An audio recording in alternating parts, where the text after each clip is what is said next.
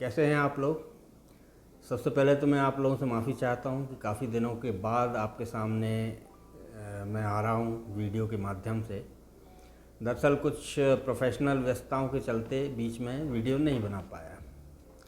इस दौरान काफ़ी घटनाक्रम हुआ भारतीय राजनीति के क्षेत्र में। राम मंदिर का जो कार्यक्रम हुआ और उसको लेकर विभिन्न पॉलिटिकल पार्टीज़ ने किस तरीके का क्या रुख अपनाया, ये सब आप लोगों के सामने है।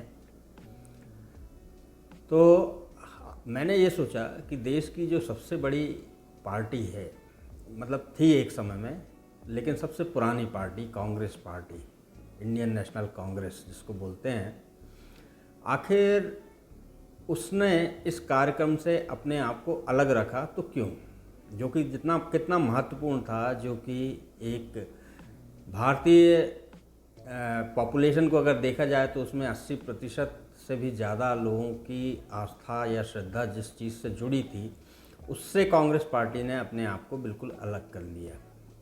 इसके अलावा भी कांग्रेस पार्टी का आज़ादी के पहले से लेके आज तक विभिन्न समुदायों के प्रति इसका जो झुकाव रहा है वो किस तरह से रहा है। तो मैंने सोचा कि क्यों ना इसको एस्ट्रोलॉजिकली हम देखें, ज़रा इसकी कांग्रेस पार्टी की कुंडली का एनालिसिस करें और देखें कि आखिर इसकी क्या वजह है और हम एस्ट्रोलॉजिकली इस चीज़ को देख पाते हैं कि नहीं, कि आखिर कांग्रेस पार्टी ने इस तरह का झुकाव क्यों लिया।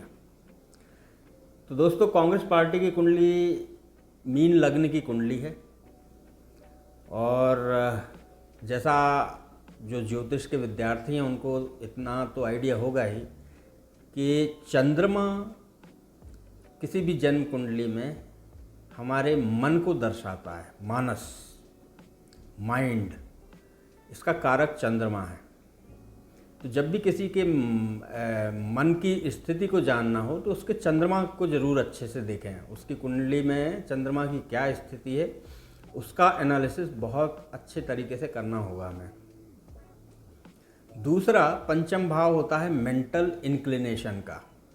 आखिर व्यक्ति मानसिक तौर पर किस ओर उसका झुकाव है, ये हमें पंचम भाव से पता चलता है। अब कांग्रेस पार्टी की कुंडली में पंचम भाव का स्वामी ही चंद्रमा है और वो सप्तम भाव में बैठा हुआ है राहु के साथ।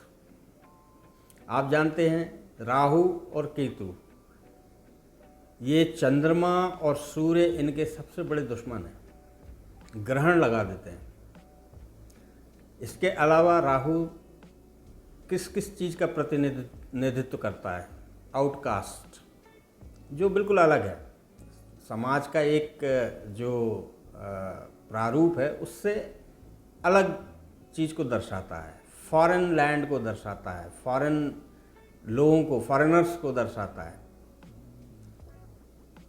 तो राहु और चंद्रमा एक साथ सप्तम भाव में बैठे हुए हैं। अगर मुंडेन एस्ट्रोलॉजी की बात करें या मेदिनी ज्योतिष जिसको हम बोलते हैं, तो राहु उसमें मुस्लिम और क्रिश्चियंस का प्रतिनिधित्व करता है, केतु करता है सिख का। तो अब जो मन का कारक है वो, और वही मेंटल इंक्लिनेशन का स्वामी भी है, मतलब उसको कंट्रोल कर रहा है चंद्रमा, वो राहु के साथ सप्तम भाव में बैठा है। मेरे ख्याल में एनालिसिस बहुत आसान है, बहुत ज़्यादा दिक्कत नहीं है इसमें। इसको मेदिनी ज्योतिष का जो अध्ययन कर रहे होंगे वो बड़ी आसानी से पता लगा लेंगे कि आखिर इस पार्टी का झुकाव एक वर्ग विशेष की तरफ क्यों है, क्यों रहा, और इसने इतना बड़ा स्टेप क्यों लिया। उसका कारण यही है, एस्ट्रोलॉजिकल कारण यही है। और अगर हम नवमांश कुंडली देखें तो नवमांश में भी यही चंद्रमा वक्री शनि के साथ बैठा है, जिसके ऊपर वक्री मंगल की दृष्टि है, हालांकि गुरु की दृष्टि भी है। तो आप सोच सकते हैं कि इस पार्टी की लीडरशिप की मानसिक स्थिति और मानसिक झुकाव किस ओर है या किस तरह ये सोचती है। तो ये वीडियो आपको कैसा लगा आज के लिए इतना ही। अगले वीडियो का इंतज़ार कीजिए, बहुत जल्द ही आएगा। धन्यवाद, नमस्कार।